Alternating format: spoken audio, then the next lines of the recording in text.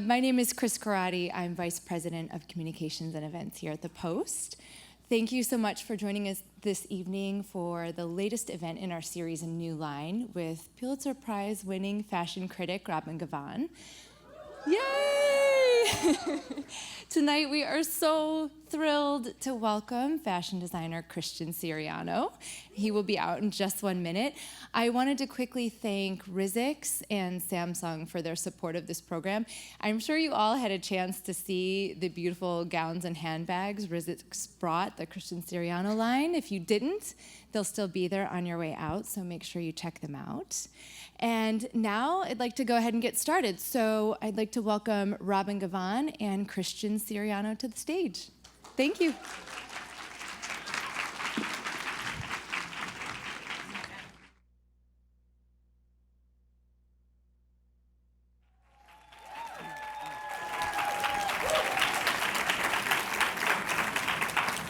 Oh yeah, that'd be fine. Hi. Hello. How are you?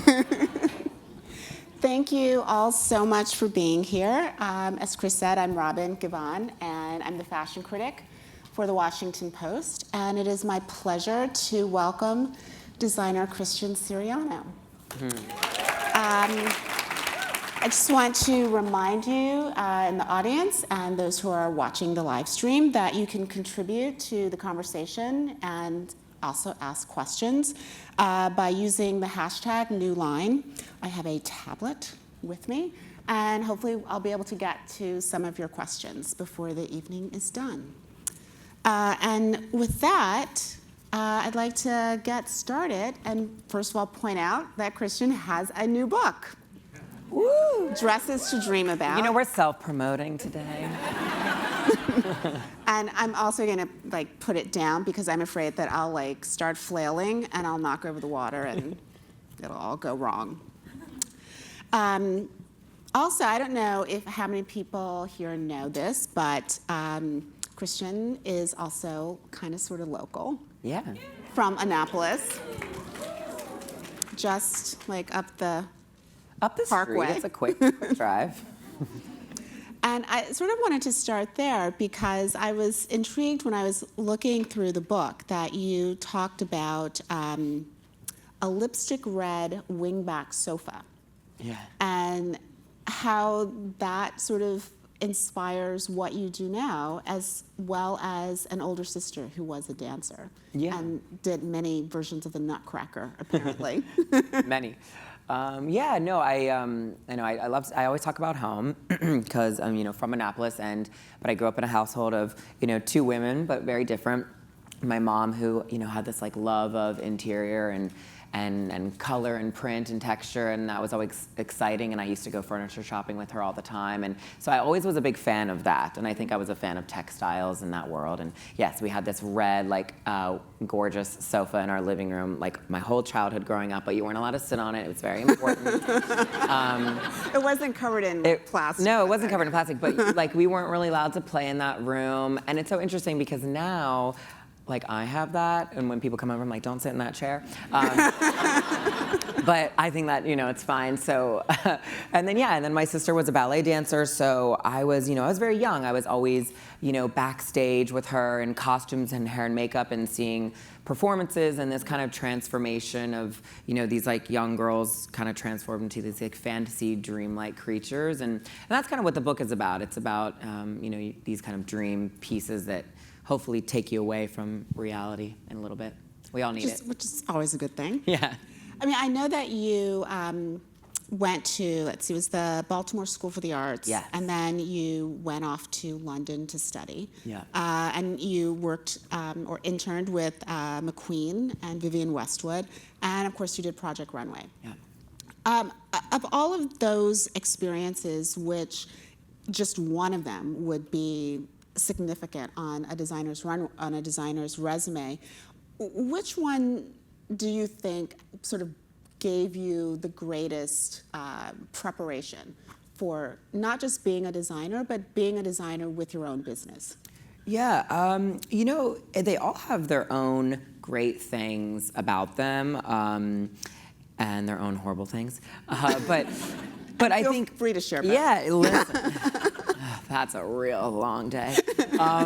No, you know what was great is that, being a designer, and being young and deciding to, move to London, move to Europe, and kind of work with creative designers like McQueen and Westwood, which their teams are small. It was definitely very hands-on. I think was very inspiring, and I think I'm glad that I had those opportunities because I think I try to treat my studio, my team, kind of the same way, which I didn't really realize until recently when, I don't know, just similar things keep happening that I feel like happened to me, 12 years ago. So I think that's kind of an interesting thing. I loved seeing that patterns and clothes were just being handmade in these ateliers of McQueen and Westwood. I just thought that was really beautiful, and I like to still do that. One of the things that people often say about the fashion education in the States is that it tends to be more pragmatic, it tends to be more technical, and certainly in London it tends to be so fantastical that often designers there can't make a pattern. Yeah. Why did you decide that you wanted to study there as opposed to an FIT? I think because, I obviously, I went to Baltimore School for the Arts, so I was really into definitely a more fine art background in the beginning. So I felt like it wouldn't make sense for me to go off to these places like FIT that were doing technical everything, where I was like very uninterested. I also just wasn't good at it. I still am not. I do every single sketch, pencil and paper, it's just me. And obviously I have a team that work on those things, but I like to start from nothing and see what it becomes, because also it's an organic process, I think, making clothes, for at least how I like to work. It's not this there is technical, but just not in an advanced kind of computer world way. And if that makes any sense. So you're not a computer-assisted design person? I really am not. No, I have trouble opening attachments some days. And it's like a true thing. And it's really funny. But I don't mind. Because I feel like I know, which is interesting, because I'm young and I'm obviously in a world where other designers that are in my kind of age bracket and are, you're technically a millennial.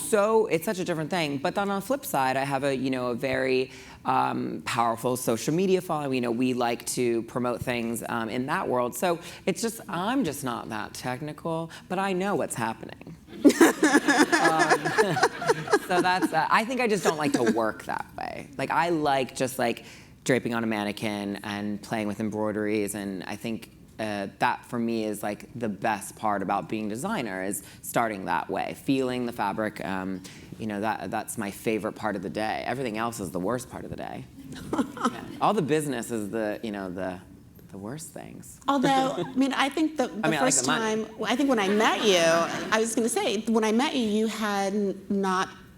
It hadn't been that long since you had run one Project Runway. Yeah. And I remember thinking that what was most striking was that you were so focused on building your business. Yeah. That, I think I had asked you about, what happened to the $100,000 that you won.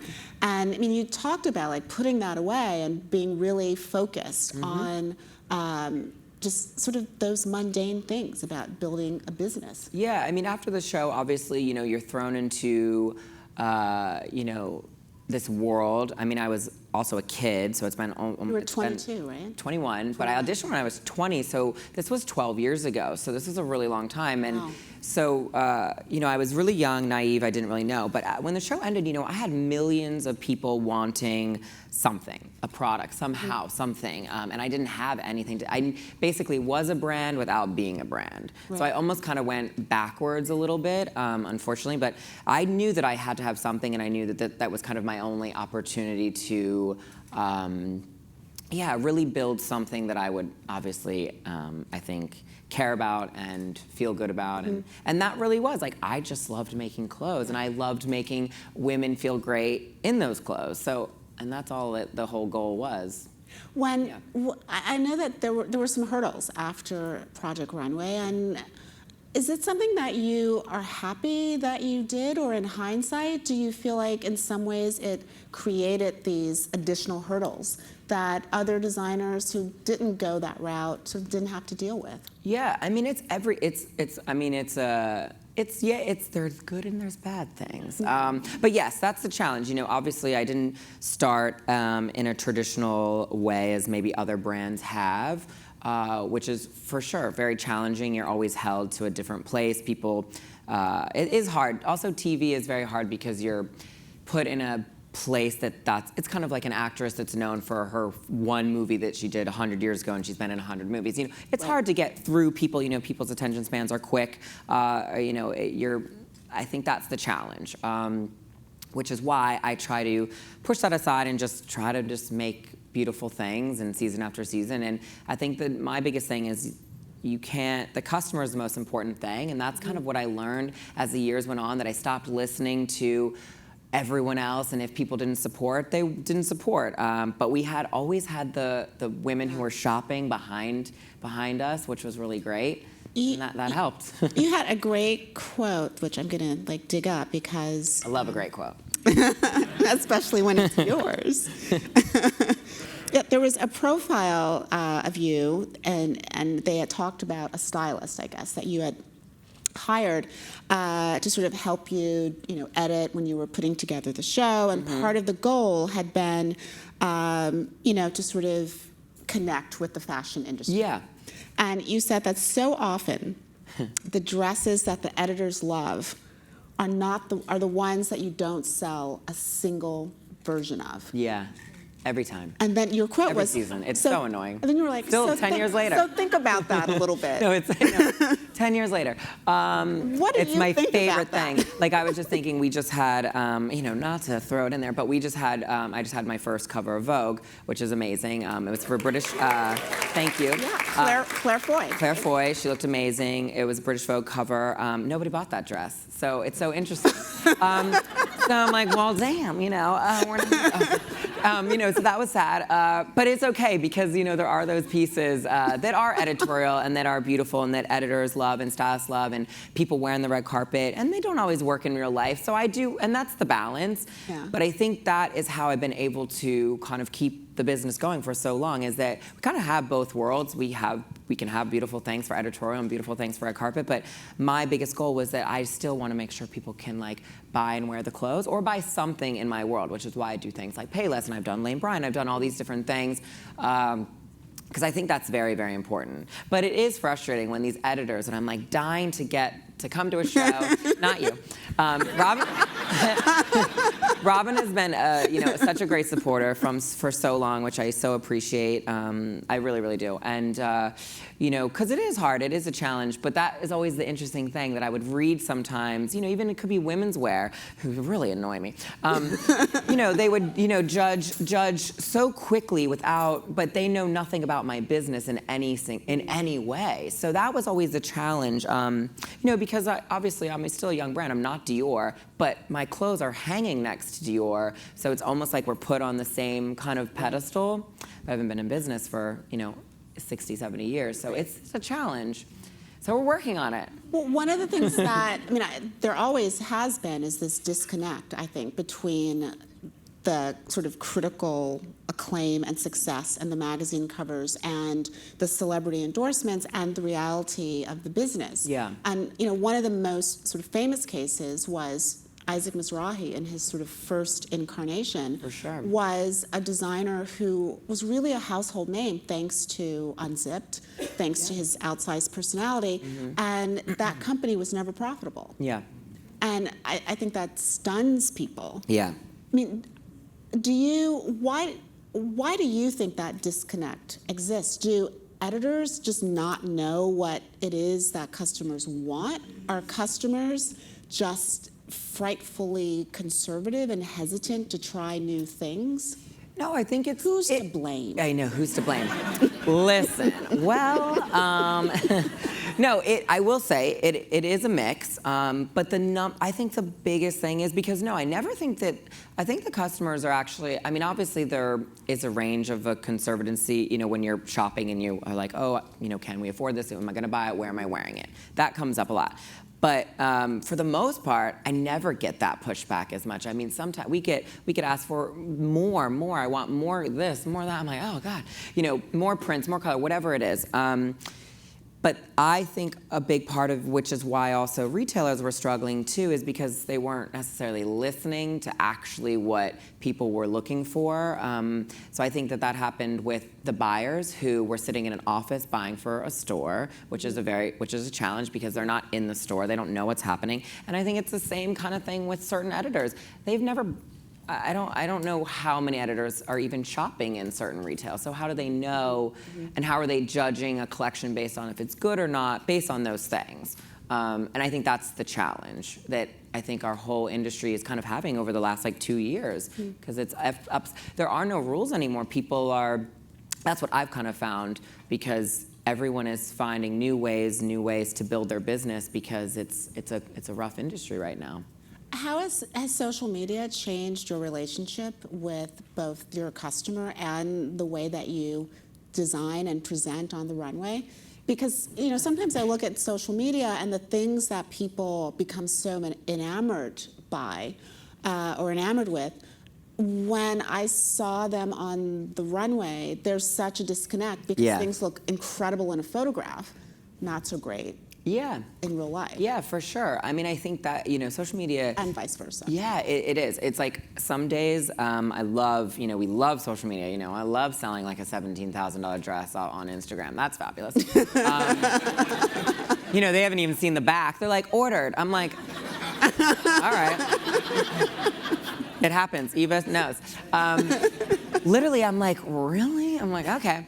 And that has happened, so many times. And then but then there's other things where social media can kind of hinder you, because you're getting comments and responses to things immediately. So let's say you're working really hard on something, and we do a lot of behind the scenes kind of work, and maybe people aren't reacting to it. And then I'm like, oh no, people aren't gonna like this. So that can be a challenge too, because then it affects with my kind of mentality, thinking like, oh, I thought this was going to be the dress of the season, and everybody's like, oh, they hate it. So that's the challenge, which is why I love to post, I love to promote, I love to be involved, but I try not to let it run the business. I just let it be a helpful part, as much as it can be. But because it can be challenging, because you're just, who knows who's commenting that day, right. Based on whatever's happening. I mean, I have a very... Who knows if they're just trolling you? Yeah, exactly. And I have quite a diverse, fan base of who wears my clothes, so it's hard. 1 minute I'm posting Jessica Lange wearing a dress, and the other minute I'm posting Nicki Minaj or Cardi B. The fan base is different. So, sometimes that can, mess with the comments, can be interesting. So, yeah, anyway, yeah. Well, that is a fine lead into your position in the industry as one of the biggest leaders in diversity. Yeah. And diversity both in terms of size and age, gender fluidity. I mean, did you think about that, or was it just something that happened organically? I mean, was it sort of your decision to just stand up and say, enough with this industry, focus solely on size? Yeah, very small. I mean, I think, it came from everything. I mean, I think even in the beginning, my very first few seasons, we always just had that. We always had customers that were different sizes. I always was dressing tons of different types of people. I mean, I remember Whoopi Goldberg was one of the first people I dressed for her. She was hosting the Tony Awards, and I was like, of course I would dress Whoopi Goldberg, So, because she was amazing. And I was dressing also Rihanna and all kinds of people at the same time. So I always had that. I just think now with social media, it's much more relevant, so people can see it, which is exciting. So. And then when we chose to, put girls on the runway of different sizes, that was because it was the first season that the model agencies existed. So it was just so exciting that now there were model agencies that were, having girls of different shapes and different sizes, sending them on castings, and that was the decision. So it wasn't about that. It was like, oh, let's do this. It just was, I just think it was a nice time. I think the customer was definitely interested in that. I hate hearing from anyone ever saying oh, you only make clothes for models. That's so annoying, because it's just never is the case. I mean, our top selling size is probably a 12. And I think but it's been that forever. So I needed people to know that a little bit more. Why do you think it is such a hurdle for designers, for more designers to be that proactive in showing a diversity of sizes and ages? I mean, you often hear about sort of just the technical challenges of creating a set of samples. That's what it is. And if you're creating your samples in a size 2, then you have to sort of step out of that, off of that road and sort of go over here and make a completely different size sample. It's not just about, I mean, is it purely technical or is it something more insidious? I mean, I hope it's purely technical because it is a challenge. You can't have every sample available in every single size because that's, 0 to a 26 is a lot of pieces. So just the inventory alone. Do you go that up to 26? We go up to 26, yeah. So, and which is great. And yeah, so it's a lot of samples to have, so it's a lot of inventory. So for a small brand, it's definitely a challenge. For a big brand, I don't really think so much. I think it would be easier for them because they're already cutting those for every one of their, if they have 500 stores, they're cutting those anyway, or if they go up to that size. But I think, and then yes, not every piece I think works perfectly in every single size the way you make it the first time. So, because it is the challenge. It's like an architect, you're making a mini model before you build the building for a reason because you're finding out all those kinks, all those tweaks. Does this actually look good on the bust? Does this dart need to be here? So those are the things that you have to overcome and that takes time and work. It's not just about scaling up or scaling down. No, it really is about you have to make sure it's still going to be a great dress on a lot of flattering for a lot of shapes, and that goes with people who are petite and tiny as well. It's the whole range of it that I think is important for sure.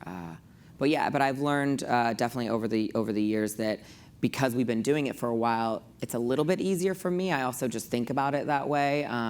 That I'm like, I know this dress is going to look great. If she's a 2 and if she's a 20. So it becomes easier the more you do it. Yeah, the more you do it. It's like everything. And I think also, but I always talk about this. I talk about this in my book that I grew up with my sister who was a ballet dancer and a size 0-2 my whole life, and my mom was a 14-16 and had curves and shape, and so that was my world. It wasn't different for me. And then I went to high school in Baltimore City, which I was the minority at this high school. Things like that I don't think weren't different. And I think, or at least that was just my life. Yeah. So that's why I embrace it. Do you find that as you talk to your colleagues in the industry that they have had the same breadth of experience in their lives? I mean, I would think so. I mean, from what I've found is, I think there's a lot of designers are getting on board definitely with the size inclusivity. It is, and I know a lot of us are working on getting the retailers involved as well because that's a challenge too. So I think people want to. I just think they have to figure out. Like I said, every brand has to figure out for themselves what's working right now because we're all in quite a stressful flux of what's just happening in the industry. But yes, but like I said, so crazy. We sell on Moda Operandi, which if you don't know what it is, it's a beautiful luxury site that does pre-trunk shows for designer collections.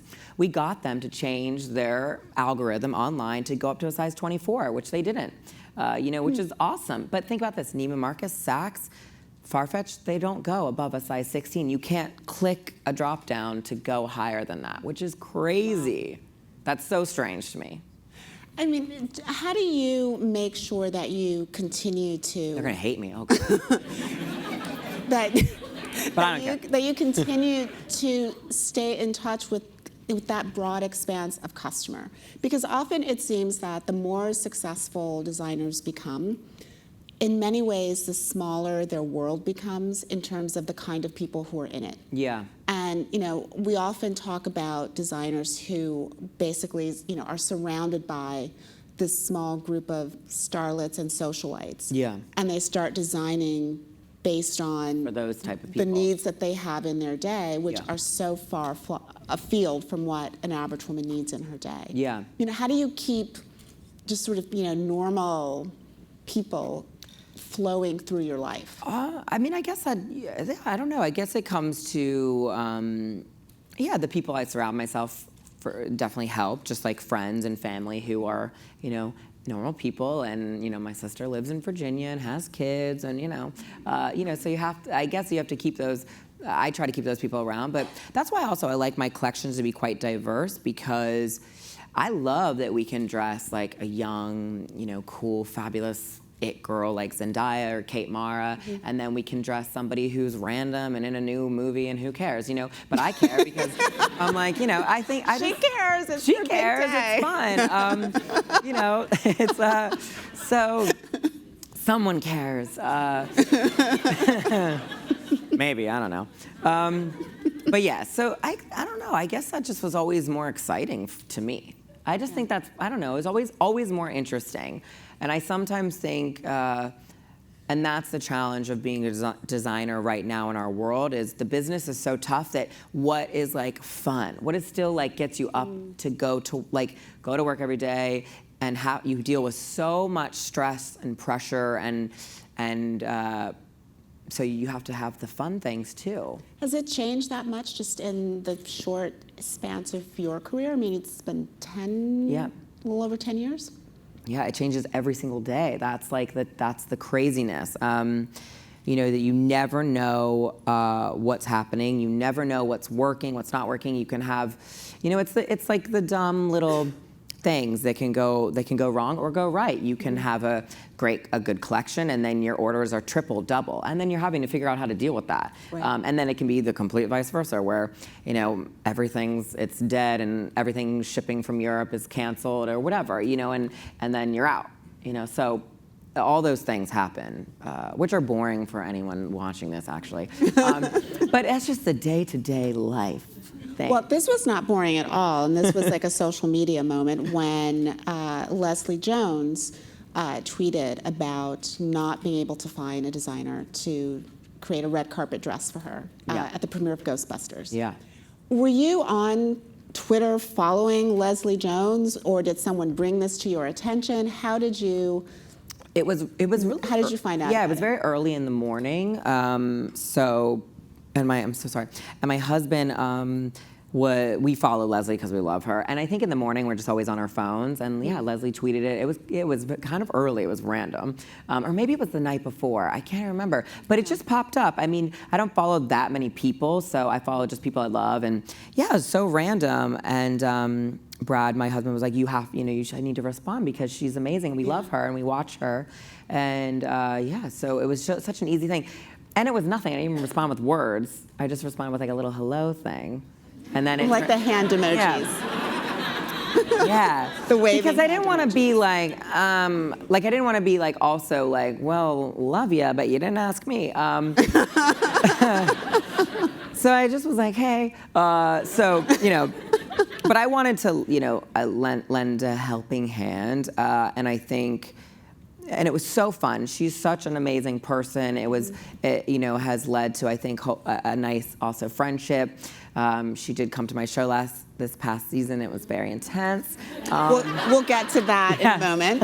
Yes, we will. But she's just a really real person. She's a great actress, and she deserved to look amazing. Again, I'm like flipping through because you said something interesting about her in the book, actually. Because the red dress that she wore is in the book, and it stands out because it is one of the least embellished dresses. It's very simple. It's incredibly simple. It's a beautiful shade of red, and it follows the curves of her body. Yeah. And you described it as saying that it was important that she be seen. And I wanted to ask you whether or not, did you just mean that literally, that she would be a photographer magnet in this bright red dress, or were you thinking in a much broader sense that this tall, dark-skinned black woman needed to be seen in her full, all of her dimensions? Yeah, I think that was what it was. I mean, also, I wanted people to understand that, also Leslie is not. Leslie has a beautiful body also. And, she's different. She's very tall and she's broad, but has a gorgeous, amazing figure that, I felt like needed to be embraced for her night. And I also think it just was, I don't know. I just wanted people to like not think about her as I think it's hard for every SNL actress because you pigeonhole them as characters in a way, and I really wanted people to not have that thought when they would see her. And any movie actress that's having a big premiere, that's what it should feel like for them too, because it's exciting for her too. It's her first like major blockbuster movie, so it's so sad. It was sad for her to be like, oh God, I'm so excited, and then to not be able to get something to wear. Finding a dress to wear should be like the easy part of your day. Right. It's so dumb. And well, okay. And now I'm going to be devil's advocate though, because Yes, please. Oh. I mean, why should actresses get free dresses? Well, that I'll tell you, I don't know. I mean, Let me tell ya. whenever you get an actress on the red carpet who admits to having purchased her dress, Yeah. it's almost like this shameful kind of, I had to buy my dress. I know, it's so weird. You know, poor Hayden Panettiere bought a Tom Ford dress because he only dresses one person on a given red carpet, and she really wanted to wear Tom Ford. Yeah. Bryce Dallas Howard purchased Yeah. a dress from Neiman Marcus, a Jenny Packham dress, Yeah. because she wanted more choices Yeah. than she'd have if she'd Yeah, gone it's the so borrowing interesting. Even like this past Emmys, where Rachel Bloom bought a Gucci dress to wear. What's interesting is I've dressed Rachel a ton of times too. I dressed her when she won her Golden Globe. Click. But you know, but and that was what's so nice is that But you know what? And we did actually. I think we even might even had dresses. But you know what? She really wanted to wear this dress that she found because she felt good in it. That's like what it's about. Like. And that is an interesting thing. I mean, you know, listen, the free dresses thing, it's hard. It is part of the business because at the end of the day, like it is part of branding, it's part of marketing. That's just how it is in our world because people, like famous people, they look up to them. They, you know, it just is what it is. But I'm okay with that. I don't like the annoying people that want free clothes, so that we try to stay away from. What makes them annoying? Yes, I will tell you. No, I think my biggest challenge with now being, you know, over 10 years in the business, we've dressed a lot of people, and now what I try to focus on is I hate saying no. Nobody wants to say no to we don't want to dress you, but I will say that there are, let's say, new actresses, new musicians, they can be a challenge. They're quite, you know, they expect a lot, whereas people like Kathy Bates or Julianne Moore are sending flowers if you just send them a dress. Maybe they don't even wear it. They're, you know, they're appreciative. They, you know, it's so interesting that sometimes it's that people have been around for a while, you know, that are respectful, understand what goes into clothes and sending clothes, and you know, award season is a tough thing. There's dresses flying around the world. And the newer generation doesn't get that yet. So those are now the people that I actually, you know, work less on. They tend to think it's a right as opposed to a It is. They feel like it's, we all have to remember, I think, that it's a little bit of like, obviously we need a great actress and a great musician to promote our work, but they also need our work to look great on them. So it's, you know, some clothes have changed careers. So that has, you know, happened, you know, and I think that that's where I come from as a creator, which, you know, if you don't look good in a dress, that's your fault for picking that dress. I mean, do you ever think about the sort of contradiction in which, you know, there was the hashtag that was being used for a while with the red carpet, you know, ask her more. Yes, yeah. Meaning ask her more than just about Of course, the her dress. clothes. Which, I agree. On the one hand, yes, you do agree, and it makes sense. Mm-hmm. But on the other, part of the reason why you get the dress for free is because you've agreed to tell people who you're wearing. Yeah.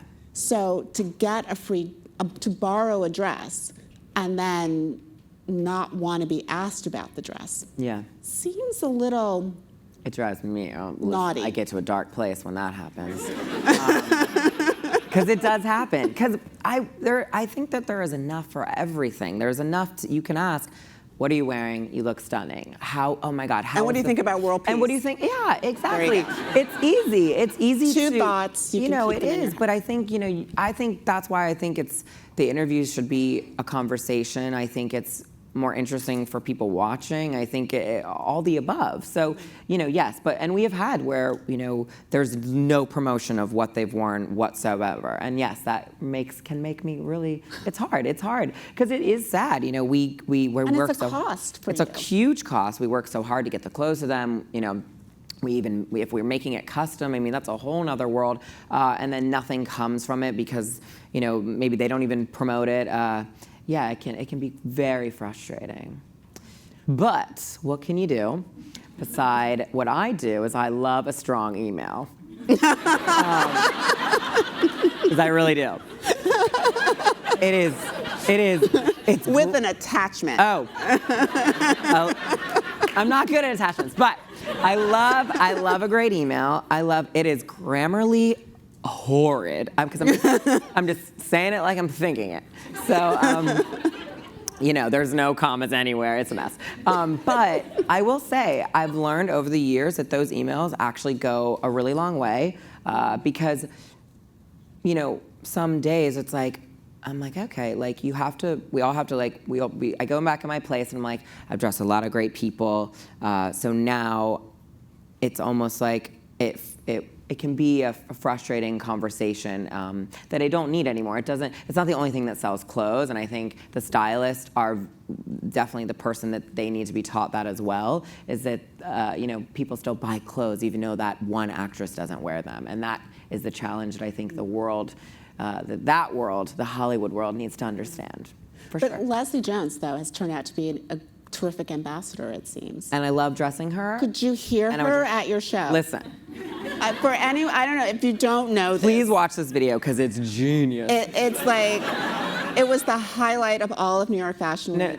It is basically Leslie Jones watching Christian's show. She's at the like Knicks. she is watching the Knicks. It is. It is. And it's really not the place. I was on the other side of the room, and I'm like, is that Leslie?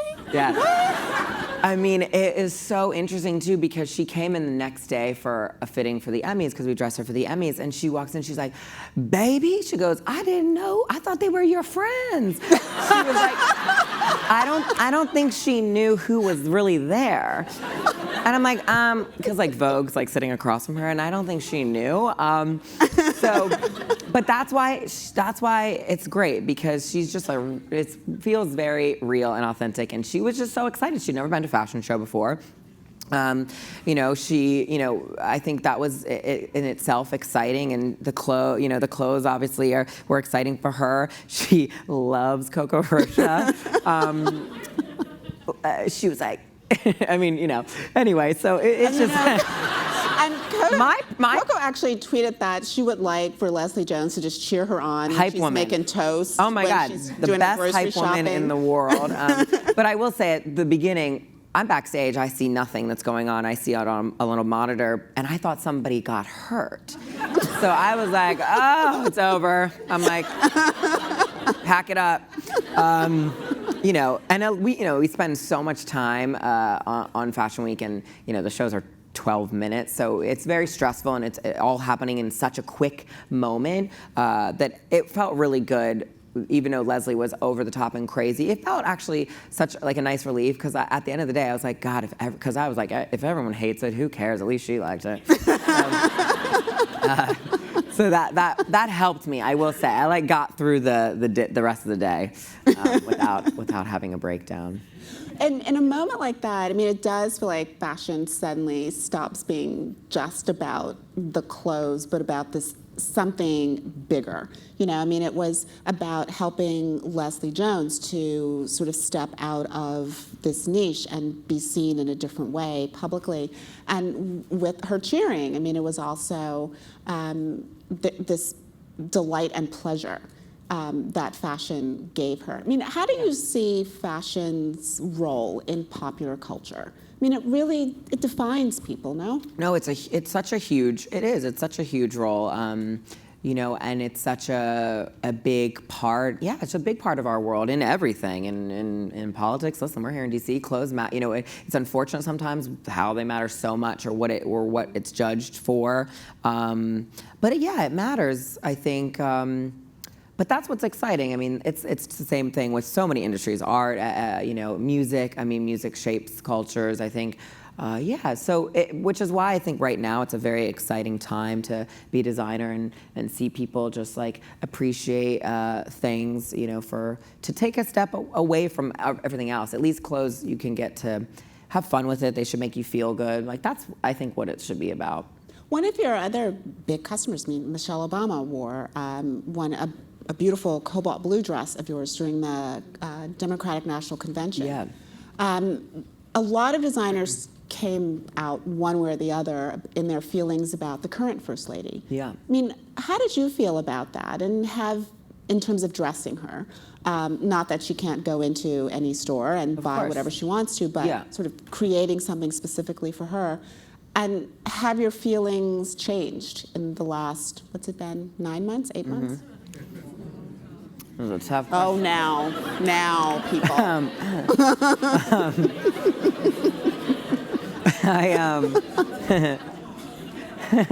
No. And they say politics isn't involved in fashion. Yeah, listen, this is Washington Post, people. I was actually just looking on the Washington Post Twitter, and I'm like, I don't know if I fit in here, but we'll go with it. But I will, dressing Michelle Obama, I dressed her a few times. Obviously, for me as a young, gay American, boy with a dream, cliche, but they, what the Obamas stood for was for all of those things and supporting all of those things. So dressing her for me it was an iconic moment, even if no one cared. I cared because what she believed in, that speech she gave that night, I believe in those same things. So with the new world that we're living in, unfortunately, I don't believe in their choices, so I don't feel like it would make sense for me to be a part of that. Which goes with, and everybody, can kind of take that, whatever, I think it's the same thing with, like I said, an actress, a musician. If you're posting on social media, you don't like gay people, well then why am I sending you a dress? So that's just life. That's just normal. Who you're friends with. If they don't support what you support, you're not friends with them. So that's what it is. It has nothing else to do with anything else but that I think that's the most important thing. That you have to, I think, support what I believe in, women's rights, gay rights, all those things, it's a very important thing. And as a designer, the only thing I have is my clothes to put out into the world. So that's the choice that we have to make. Yeah. That's my diplomatic answer. One of the interesting blurbs on the back of the book comes from Zendaya. And she's really amazing. And her quote is, "Christian and I come from backgrounds that make us have to work extra hard to be seen, so we speak the same language." What was she referring to? What makes it that you have to work extra hard to be seen? I think because, we talked about this, I came from maybe started differently than other designers. And the same with her, she started being on the Disney Channel, so different than a other young Hollywood actress. And I think that's kind of what she thinks. I dressed as Zendaya before. She was literally like 15 years old. Like nobody knew who Zendaya was. But her stylist was really supportive and was like, please, whatever you have, we'd love to start a relationship. That's really what he said. And I really felt that from him and from her. They were so supportive from day one, and I was supportive of them. It was this the relationship I was talking about, that she was supporting me because I'm giving her clothes when she's nothing, and then now it's complete vice versa, which I would love dressing her. It's amazing, because everyone wants to dress Zendaya, and And they do, and that's amazing for her. She's a great actress. She has, a million things coming out. But so that's the relationships that I love. Yeah, it's very important in this world of, where it can feel very, fake and weird. And now that you've had your first Vogue cover, the cover of British Vogue, yeah, do you feel like you're being seen? I mean, some days, I guess. No, it was a great moment because, yes, it was a really, really just like nice day. When we got it, it was really, really great. And so I think days like that like make all the hard things worth it for sure. Mm-hmm. It's nice.